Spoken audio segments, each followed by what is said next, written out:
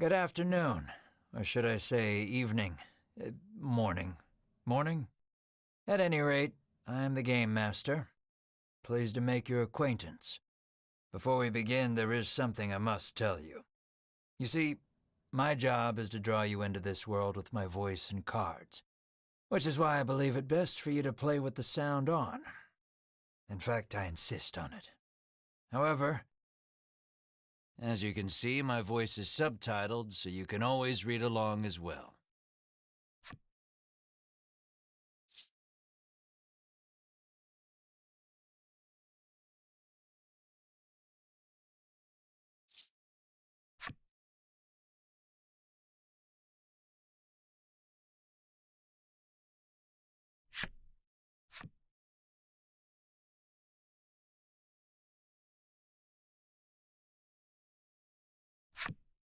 Now then, are you ready? Let's begin. Welcome to Voice of Cards. You are about to take the first steps of your adventure. Through a realm of sword and sorcery you will travel, battling bloodthirsty monsters as you strive to realize your ambitions. I have every faith you will accomplish great things here.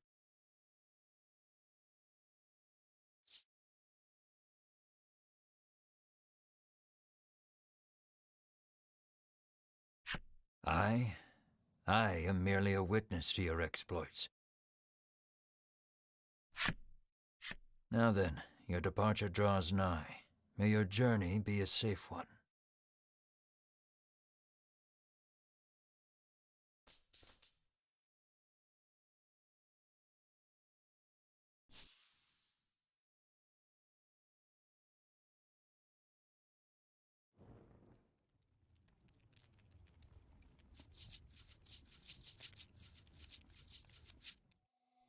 We begin in a cave.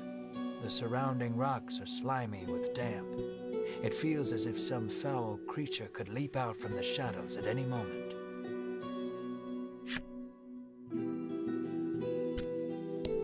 Yet in this horrible place gathers a fellowship of 3 adventurers. One is a young woman. You can tell just by looking at her, she enjoyed a good upbringing.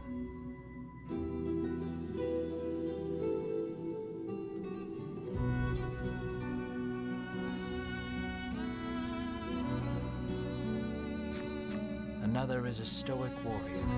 He stands at the ready, scanning his surroundings for any sign of threat.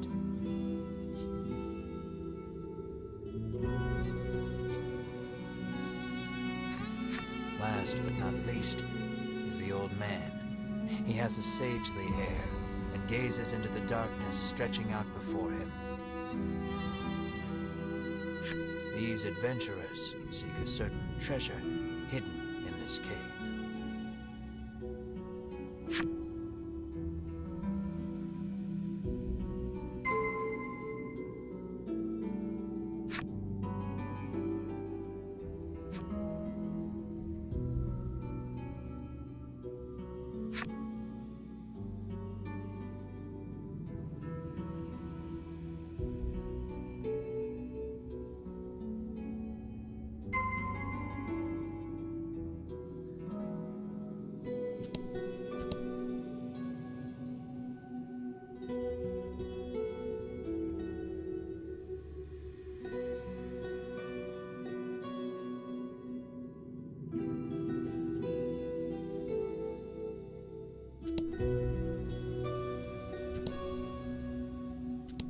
The adventurers cannot leave without finding that treasure.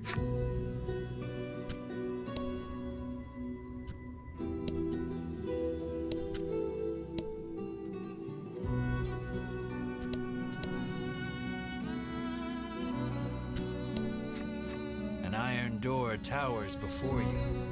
It has rather conspicuous handles.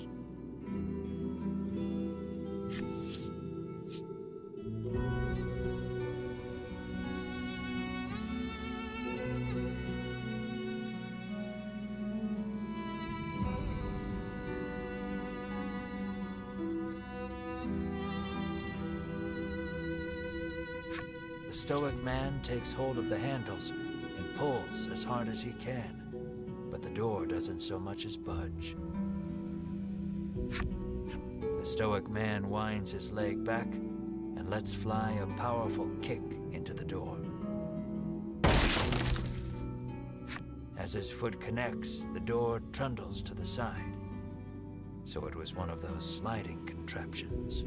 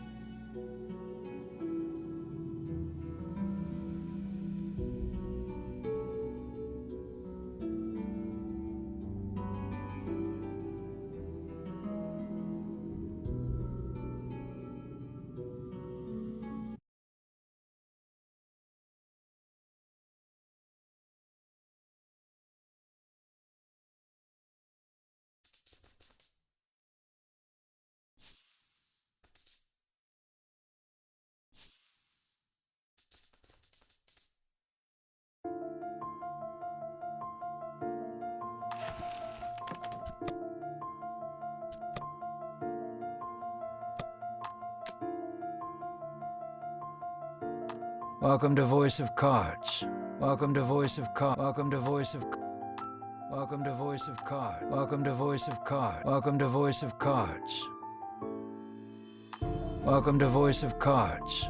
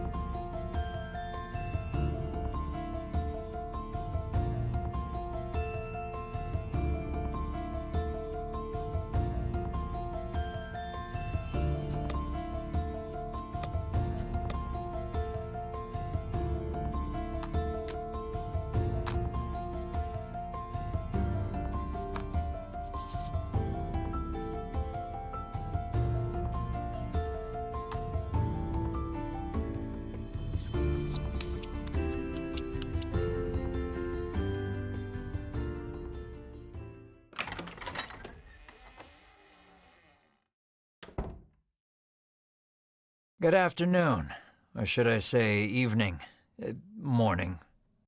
At any rate, I am the Game Master. Pleased to make your acquaintance. Before we begin, you see, my job, which is why I believe it best for you. In fact, I insist on it. However, as you can see, my voice...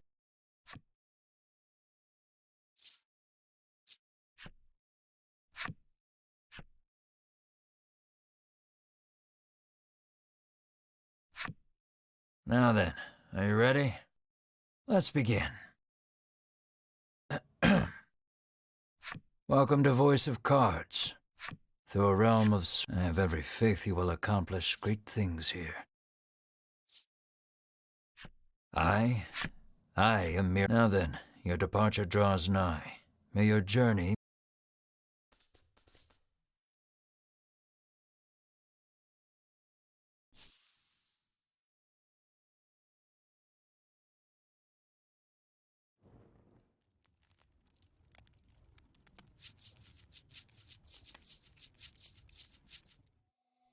We begin in a cave.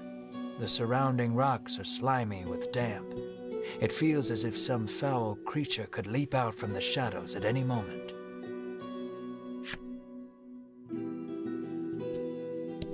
Yet in this horrible place gathers a fellowship of 3 adventurers. One is a young woman. You can tell just by looking at her, she enjoyed a good upbringing. Another is a stoic warrior. He stands at the ready, scanning his surroundings for any sign of threat.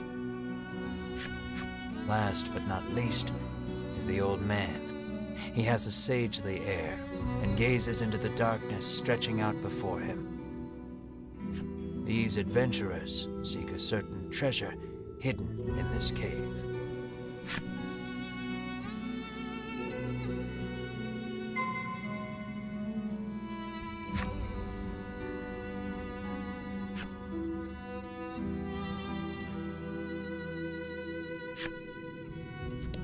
The adventurers cannot leave without finding that treasure.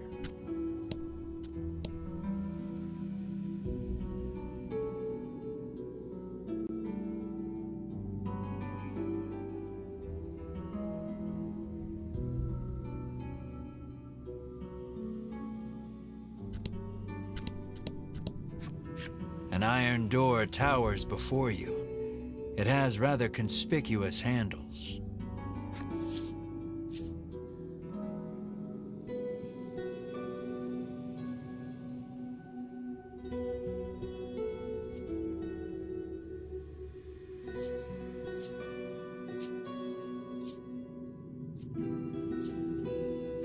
The stoic man takes hold of the handles and pushes as hard as he can, but the door doesn't so much as budge. The stoic man winds his leg back and lets fly a powerful kick into the door. As his foot connects, the door trundles to the side. So it was one of those sliding contraptions.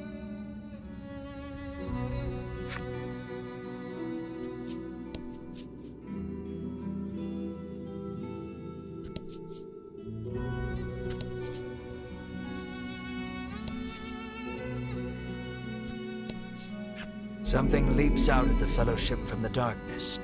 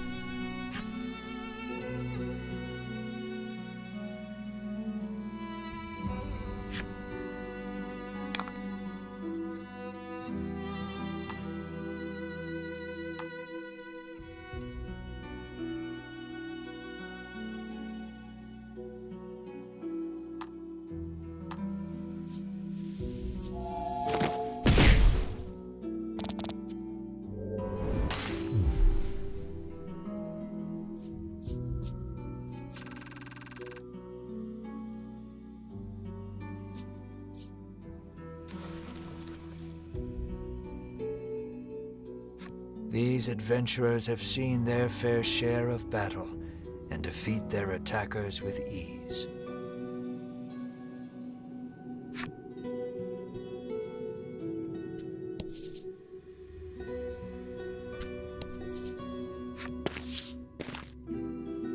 As the trio approaches the treasure chest, an awful rumbling resounds deep in the cave. "You shall not have it," a voice growls.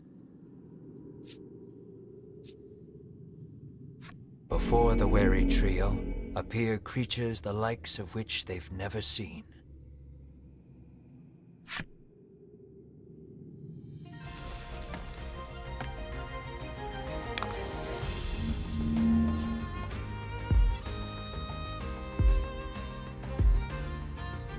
About the enemy.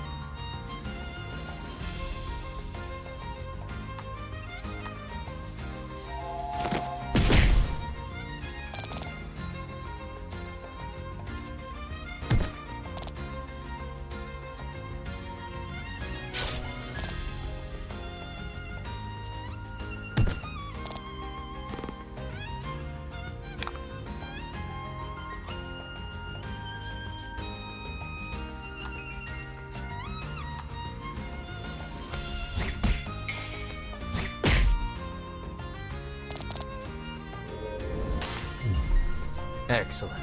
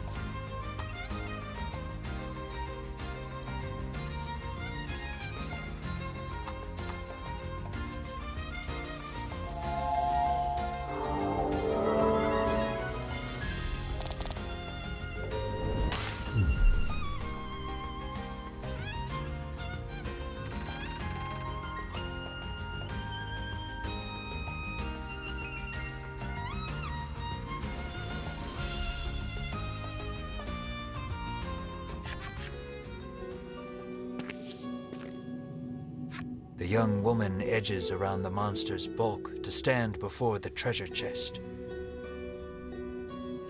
There is treasure inside, no doubt about it, but it's locked tight.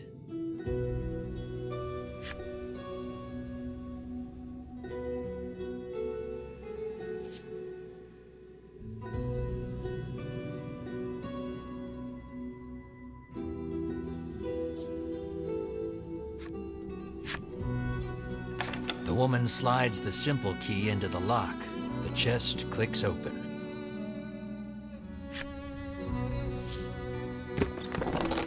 Inside is what appears for all the world to be an ordinary medicine bottle. At last, we've retrieved the royal treasure, the old man says. The woman and warrior exchange a nod.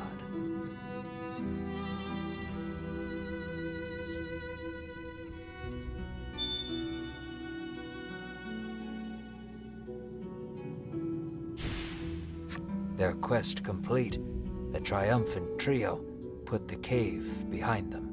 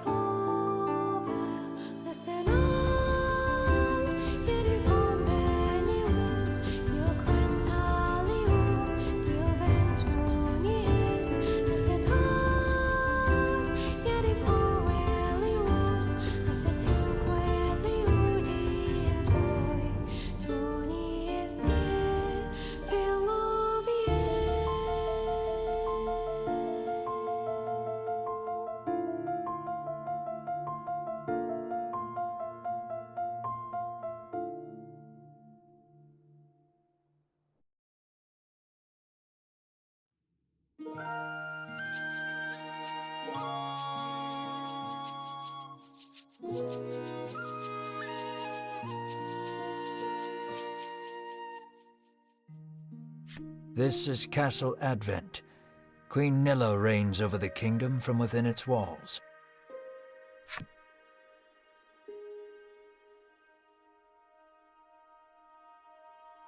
In the crowded audience chamber jostle all manner of knights, adventurers, and bounty hunters. The white-robed adventurers stand close to the throne. A palace guard calls over the tumult, "Be silent. Her Royal Majesty graces us with her presence."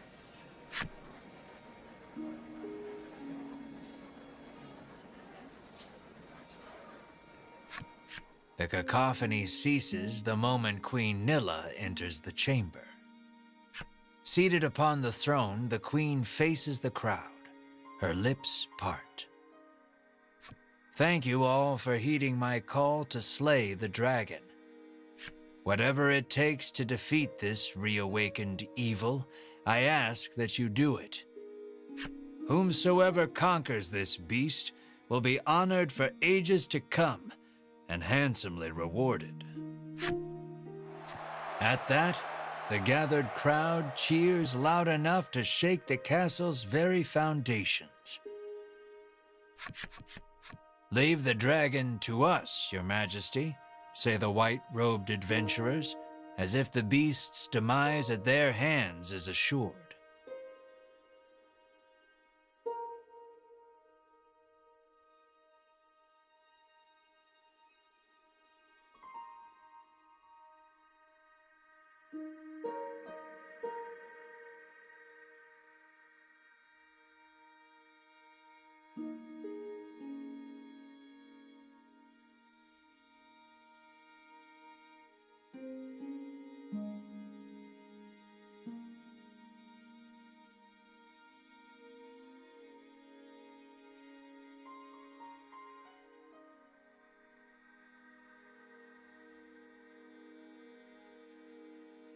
"Indeed, you did well to reclaim the royal treasure," the queen replies. "I thank you for my stomach becomes most upset without it. So the treasure is a staple of the royal medicine cabinet. It puts my mind at ease to know the Ivory Order offers its aid in slaying the dragon.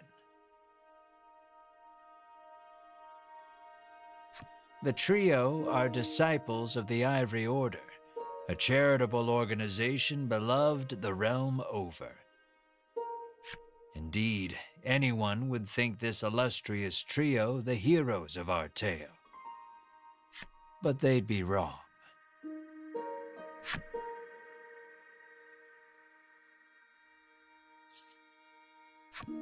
So we just gotta slay the dragon and we'll be drowning in gold. The man trails off, drooling over unknowable fantasies. Beside him, a strange creature lets out a chirping coo. Pay attention, because this is important. There he is, or there you are, I should say, the hero of our tale. A humble bounty hunter. You love little in this realm more than coin. A seemingly tedious fellow who doesn't hesitate to claim the title of hero for yourself. When you heard about the quest to slay the dragon, it was the promise of reward that lured you to the castle. Now then, if you wish to officially register for the hunt, see me so I can get your signature. You wonder why you need to sign anything, but head for the guard anyway.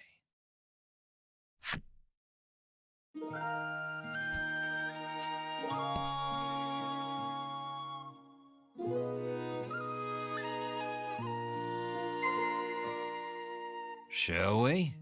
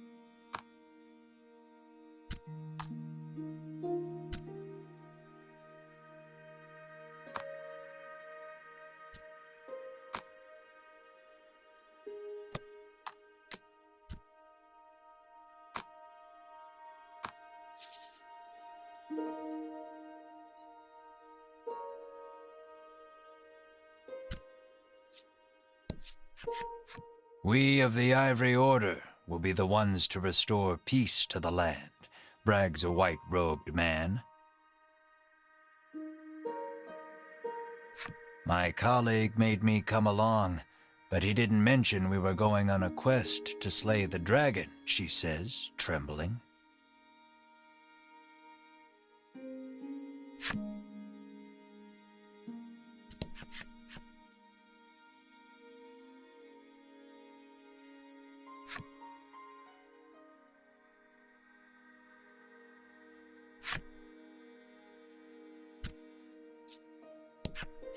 The man takes one look at your companion and shrieks, "Monster!"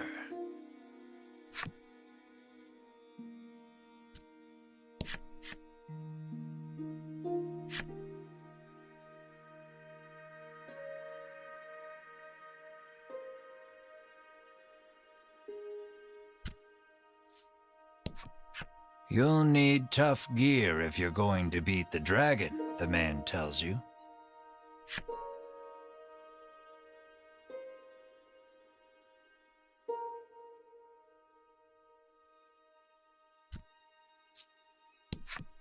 That reward for slaying the dragon is as good as mine, barks the man.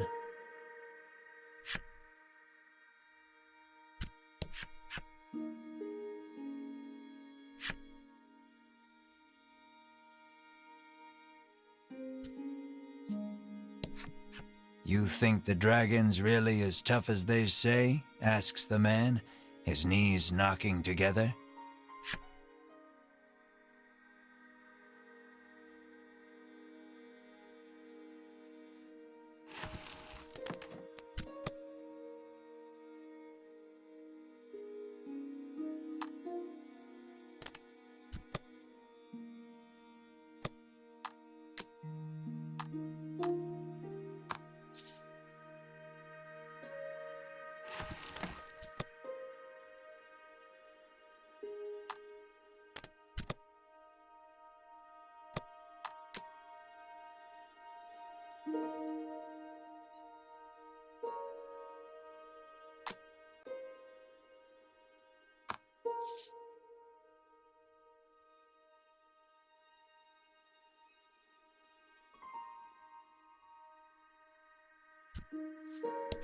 If the heroes of the Ivory Order are hunting the dragon, he's as good as dead, says the man, relief spreading across his face. Keep your ears perked. You never know what you might hear that'll lead you in the right direction, the man says. You think.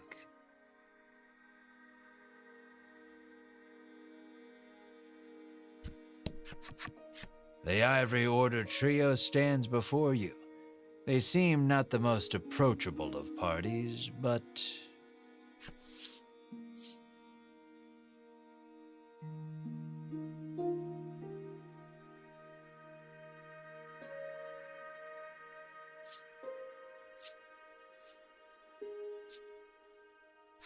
You inquire about their identities. We are disciples of the Ivory Order. It is our duty to aid the realm and its people however we can. The Order's principal focus is developing medicine to distribute to people throughout the world. They begin blathering an answer to a question you didn't even ask. Sensing a long lecture ahead, you seize on the first chance to extricate yourself from their presence.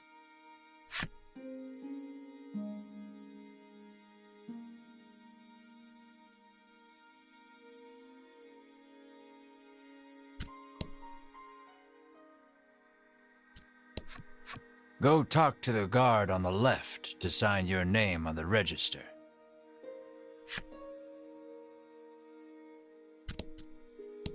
You try to speak to Queen Nilla, but a guard blocks your path.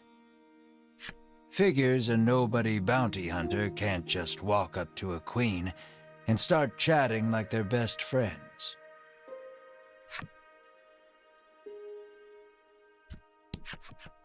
Sign here, says the guard, handing you a pen and paper.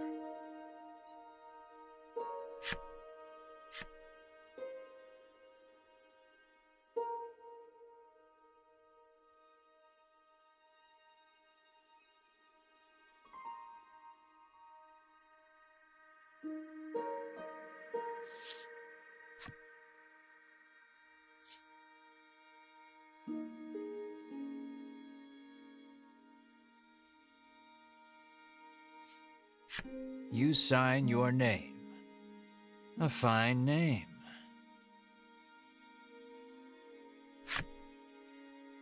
After you've signed, the guard motions to the strange creature beside you. The monster, too. You sign your companion's name as well. Mar.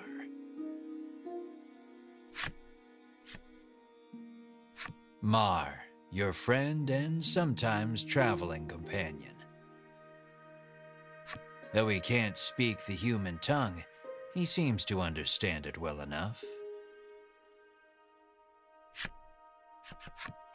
Thank you. Now we'll know what to have engraved on your tombstones. Can't ask the dead what name to mark their grave with, after all, the guard chortles. You want the reward as badly as you don't want to die. You figure you better make some strong friends.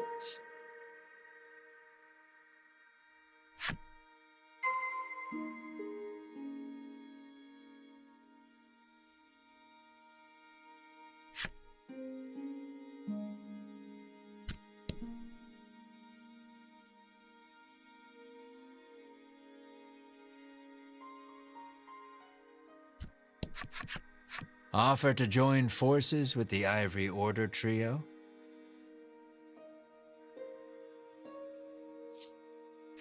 We select few are sufficient to defeat the dragon.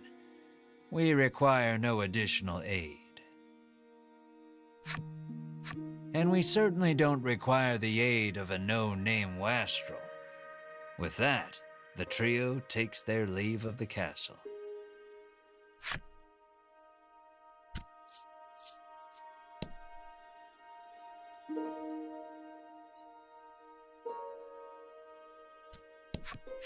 You ask him to team up, but he refuses angrily. I ain't splitting the reward with nobody. You weren't planning on sharing either, so you don't try to change his mind.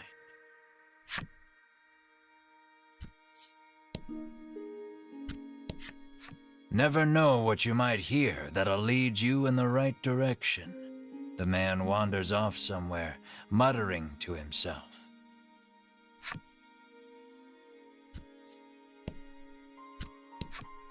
You'll need tough gear, the man says, wandering off.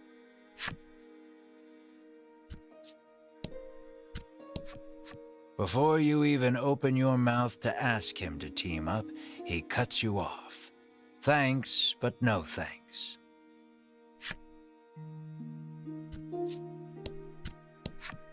I'll let the Order handle this. Me, I'm heading home.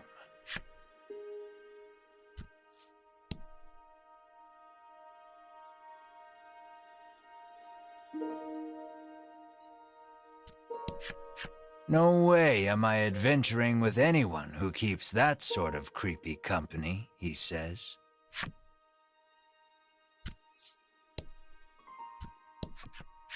Let us depart. We have a realm to save. He grabs his less than enthused colleague by the wrist and drags her off.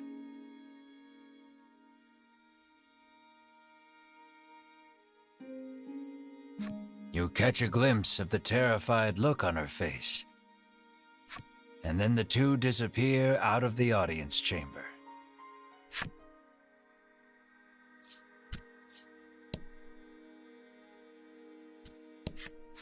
I am one of the guards charged with the castle's protection. I'll leave the dragon slaying to you adventurers.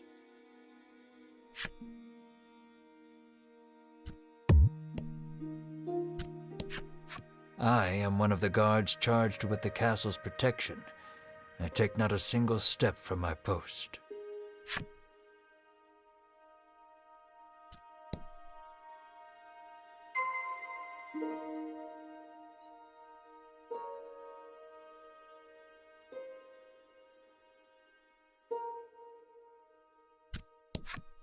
Don't get yourself killed out there, says the guard curtly. Find some good people to help you fight the beast. You're less likely to die that way, says the guard. Asking Queen Nilla to join you is beyond preposterous. Better not even try. The castle will close to visitors shortly. Please be on your way. You're shooed out of the castle.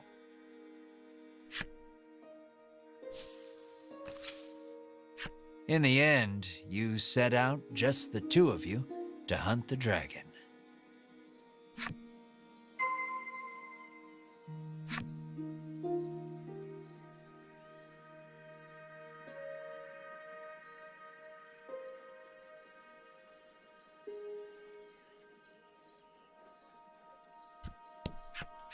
How may I help you? The proprietress inquires.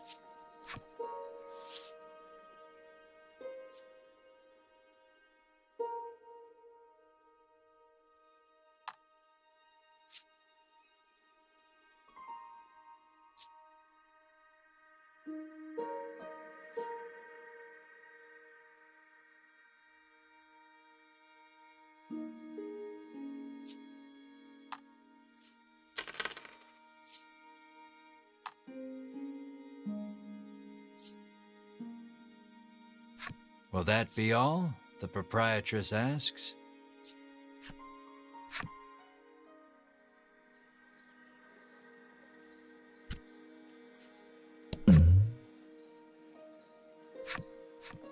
A weapons merchant accosts you in the street, despite your best efforts to mind your own business. He speaks to you in a voice barely above a whisper. You want the most powerful weapon there ever was? He conspicuously checks his surroundings before revealing this weapon of apparent renown to you. To hear him tell it, this is a legendary weapon, and one of its kind at that. It can be yours for 20,000 gold pieces, he says. You can smell the scam a mile away, and yet the aura of this weapon does have something of the legendary about it.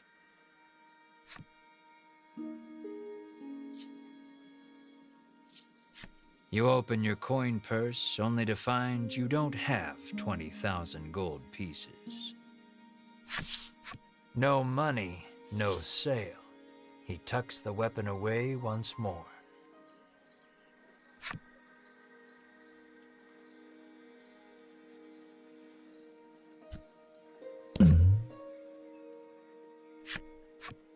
Changed your mind, have you? Come to buy the legendary weapon after all? He whispers eagerly.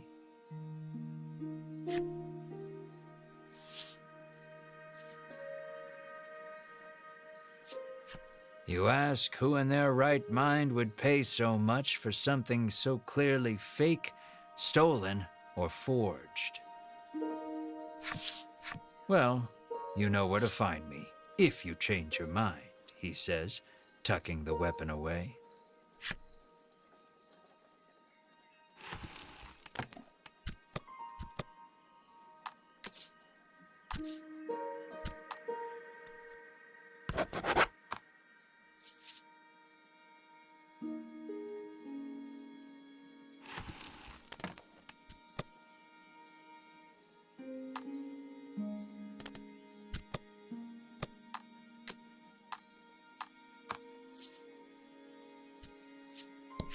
The old man kindly warned you of the dangerous monsters outside of town.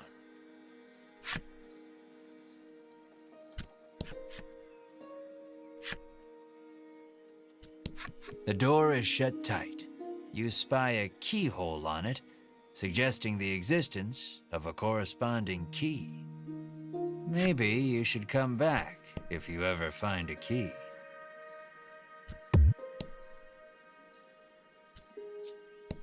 The child says you should see Nexton as soon as you leave the castle town.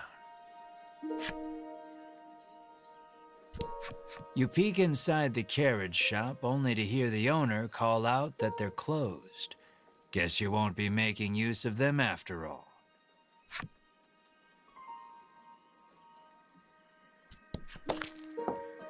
Before you stands a sign calling for people to join the hunt for the dragon. Earlier, you saw the bit about the handsome reward for whoever slays the dragon and hightailed it to the castle. A woman stares at the sign, transfixed. Her face curls into a scowl as she notices you. "Monster!" the woman cries and flings magic at Mar. Startled by the spell, Mar grows dizzy.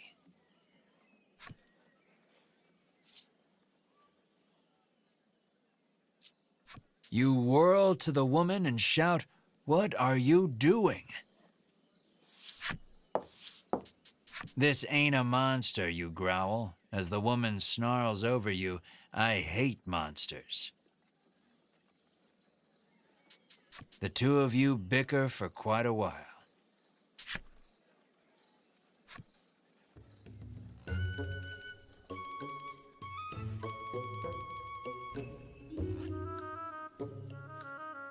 In the end, the woman admits she may have jumped to conclusions, but stubbornly refuses to apologize. Inwardly, you call her unsavory names as your attention shifts to a different topic of conversation. Turns out she really hates the dragon and would love to take him down with her own two hands. But she knows she's no match for him alone, so she's at a loss for what to do.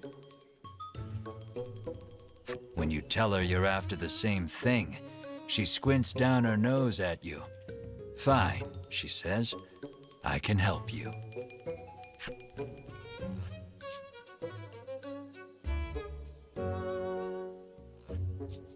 She's a little annoying, but you are looking for quest companions. "I only want to see the dragon dead. I don't care about anything else," she mutters. You overhear her remarks and grin without thinking.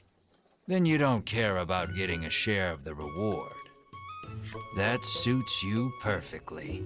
You happily join forces with the black-clad woman.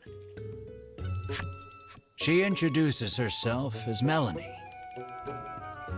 She tells you she is a witch, but says nothing of why she hates monsters or what grudge she bears against the dragon.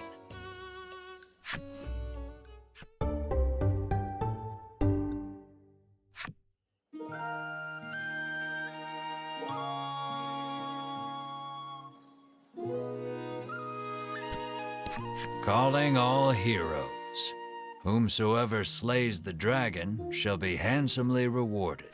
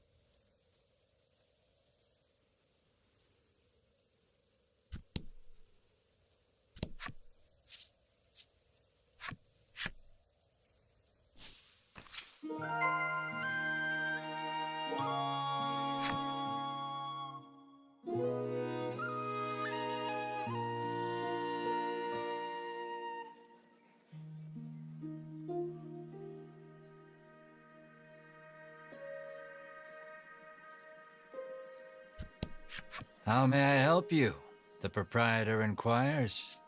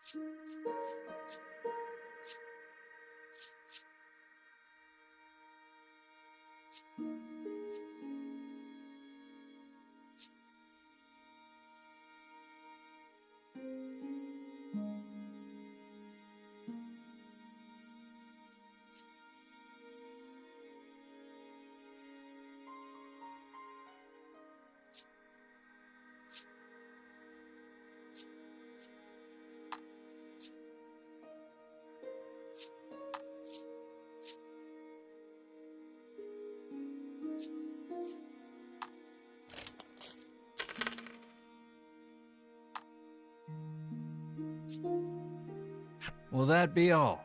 The proprietor asks. The woman tells you she's so terrified of what might happen if the dragon attacks the town, she hasn't been able to eat.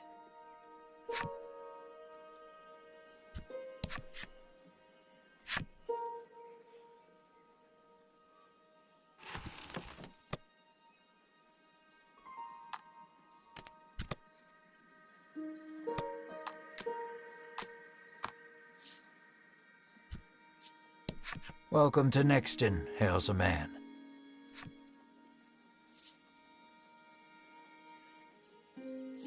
The man doesn't respond to any question except to parrot back his original greeting.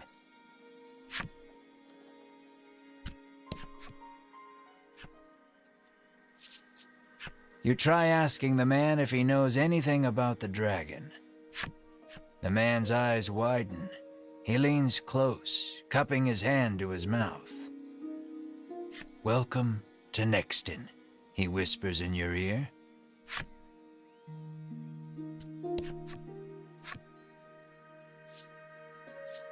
With no particular business, you take your leave.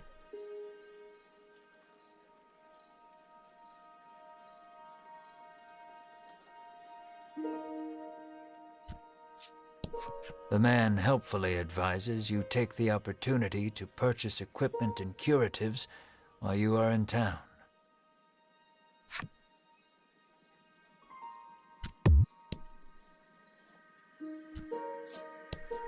A woman sits hunched over by the side of the road. Upon catching sight of you, she calls out for your aid. She's sprained her ankle and needs you to take her to the nearby apothecary.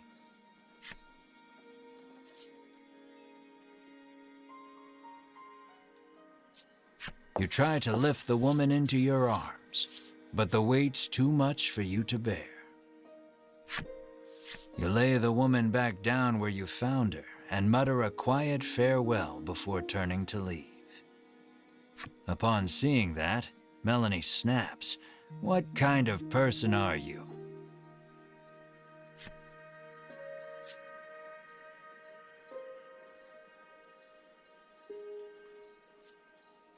We've got the dragon to worry about, you say, like an insensitive jerk. Ignoring you, Melanie gingerly helps the woman up. Mar bends so the woman can get on his back, and the two of them head off in search of the apothecary. You watch them walk away for a moment before following, complaining to yourself about what a waste of time this is.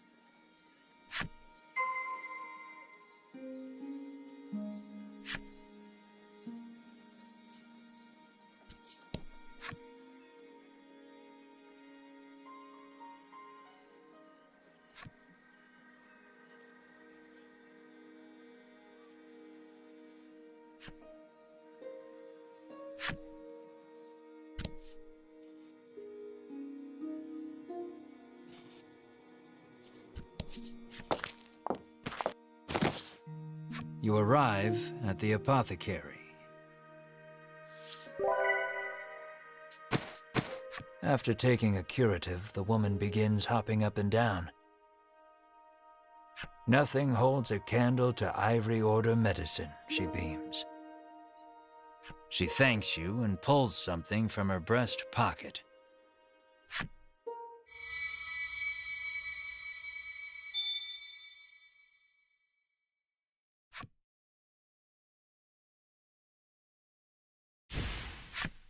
You've helped someone, albeit not quite out of the goodness of your own heart. It might be a good idea to do that again, should you come across anyone else in need of assistance.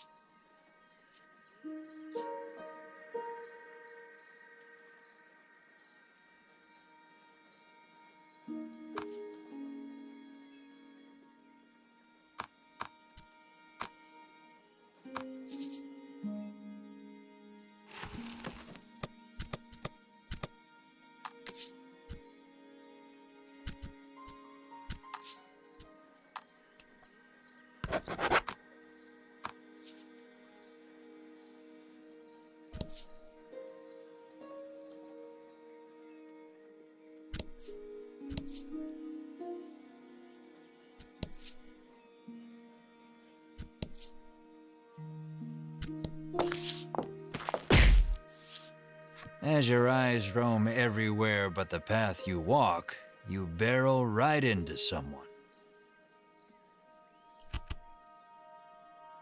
When you turn to see who it is, you see the Ivory Order trio from the castle. "Winifred, are you all right?" the sagely old man asks the woman, voice full of concern. "I'm fine," the woman called Winifred replies. "Thank you, Hedwyn." "Berwin," the old man calls, turning to their stoic companion. He jerks forward, as if to defend Hedwyn and Winifred. The trio advances on you. "How dare you treat disciples of the Ivory Order with such disrespect?"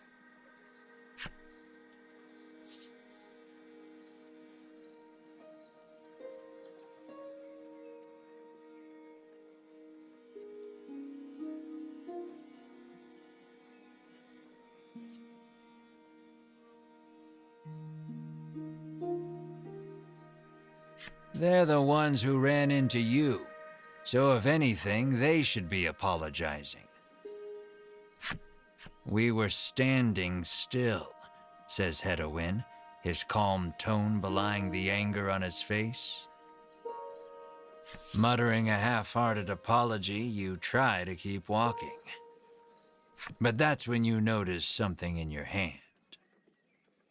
Looks like you accidentally grabbed Winifred's coin purse when you ran into her. "Thief!" bellows Berwin, drawing his weapon. "Guess you've got to fight your way past."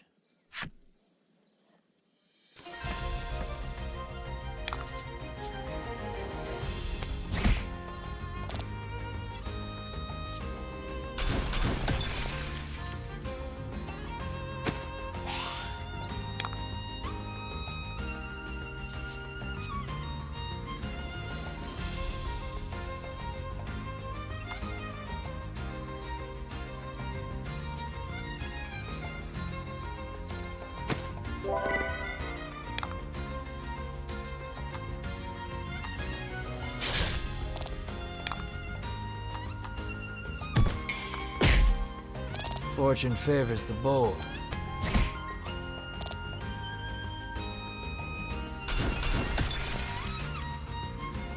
Don't worry, the coffin cart is down, but they're still alive.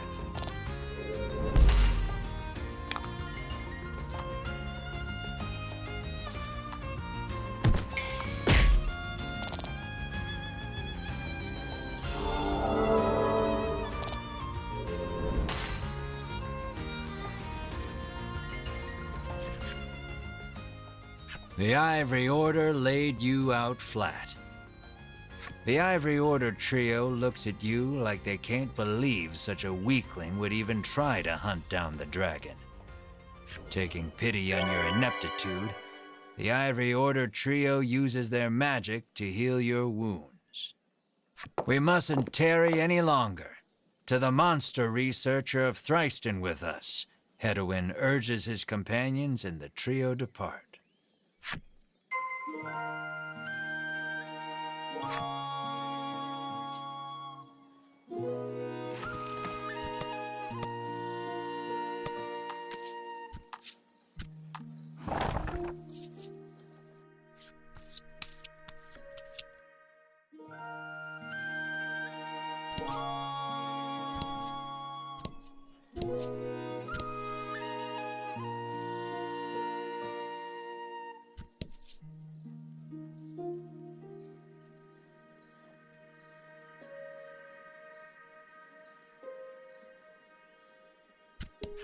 It seems the majority of the world's medicine is made by the Ivory Order.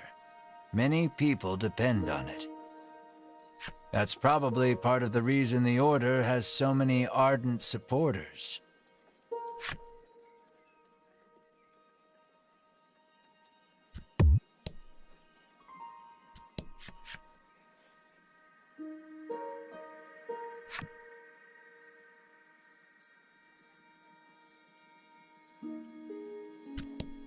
On your way to defeat the dragon, are you? The innkeeper inquires as you set foot inside. The innkeeper gives you a room free of charge in a show of support for any and all who wish to defeat the dragon.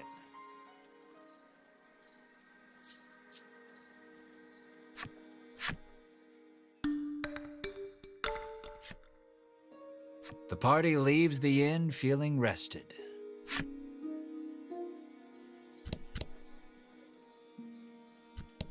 The girl says if you follow this road northwest for a bit, you'll come to Thriston.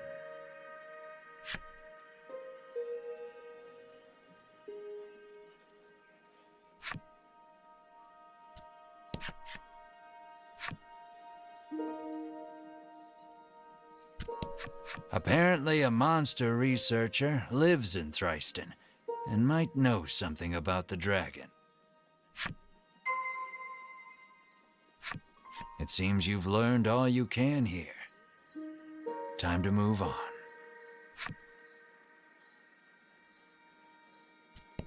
How may I help you? The proprietress inquires.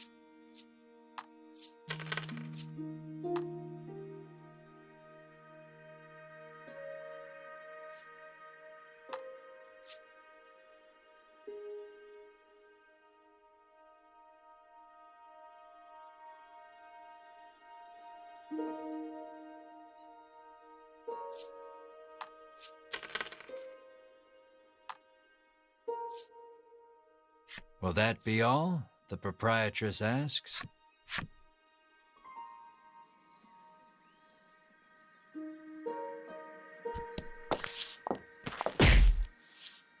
As your eyes roam everywhere but the path you walk, you barrel right into someone. When you turn to see who it is, Winifred. Are you all right? The sagely, I'm fine, the woman called Winifred replies. Thank you, Hedwin. Berwin, the old man calls. Turning, he jerks forward, as if to defend Hedwin and Winifred. The trio advances on you.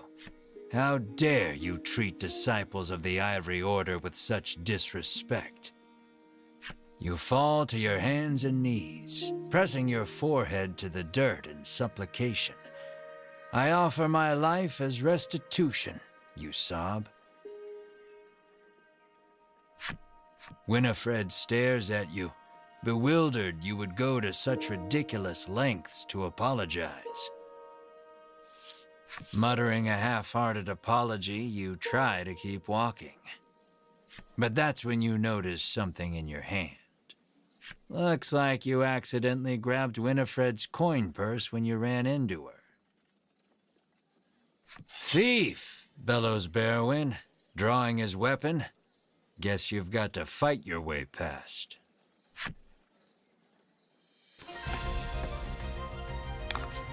Let's do this.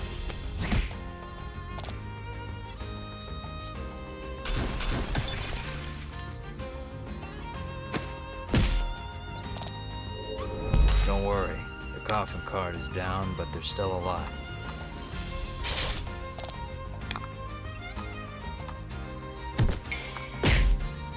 That was lucky.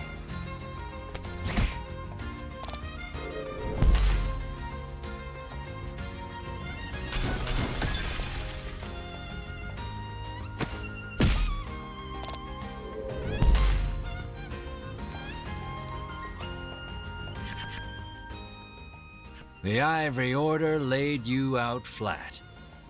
The Ivory Order trio looks at you like they can't believe such a weakling would even try to hunt down the dragon. Taking pity on your ineptitude, the Ivory Order trio uses their magic to heal your wounds. We mustn't tarry any longer. To the monster researcher of Thriston with us, Hedwin urges his companions and the trio depart.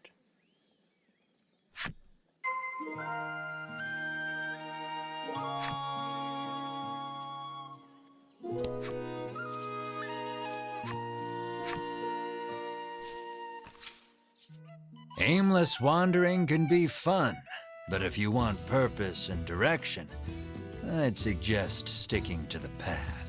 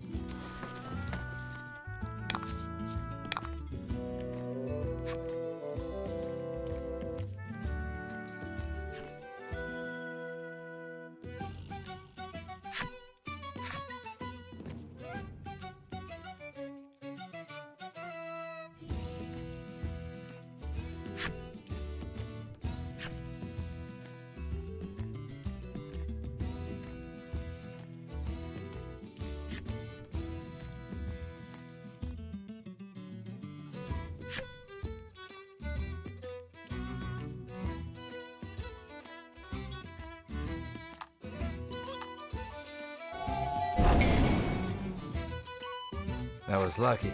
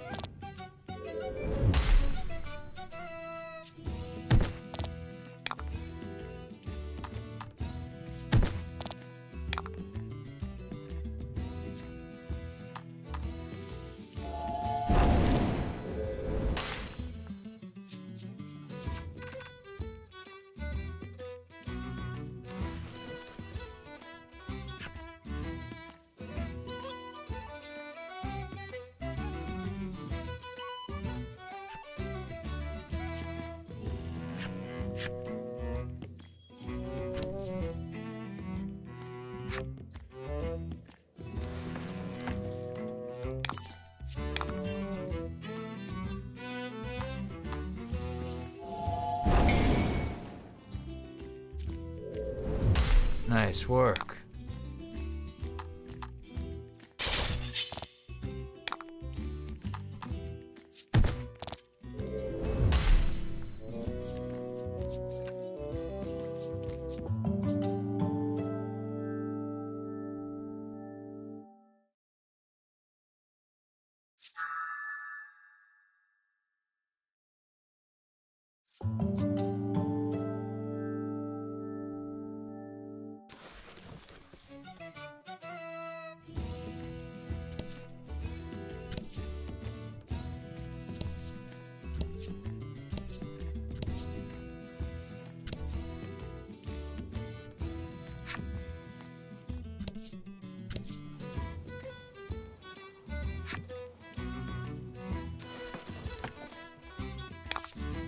And fight.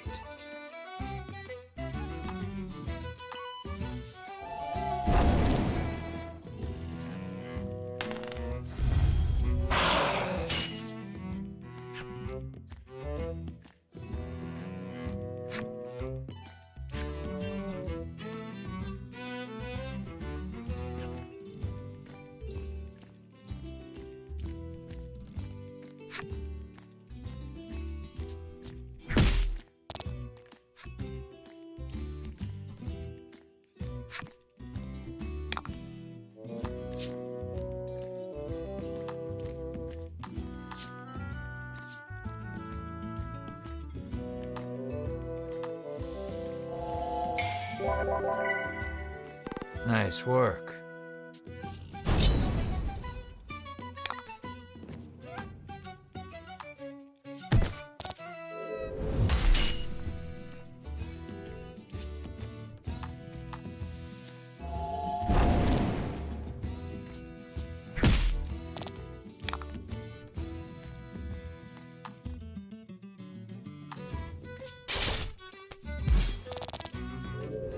Nice work.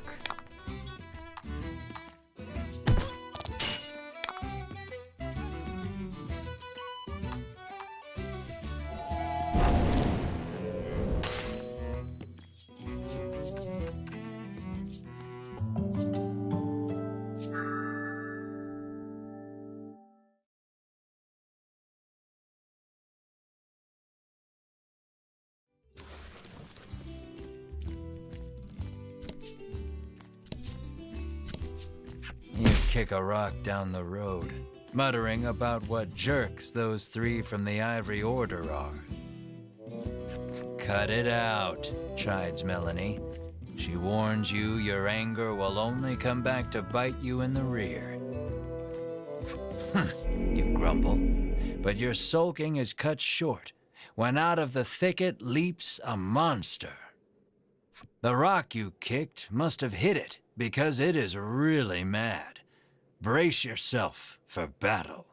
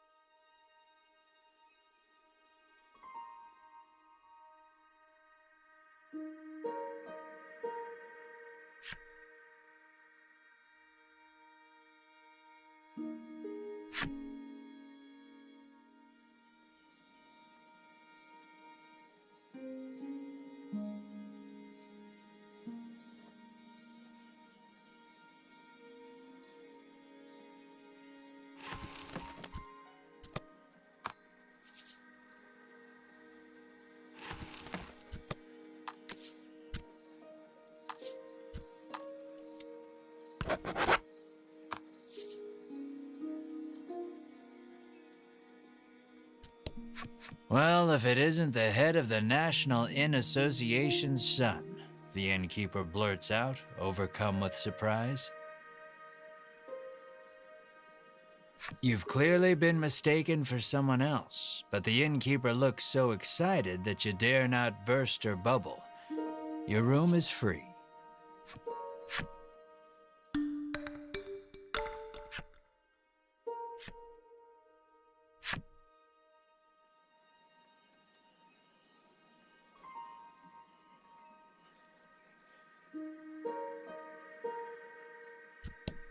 This is the game parlor. Come play cards, the boy at reception calls.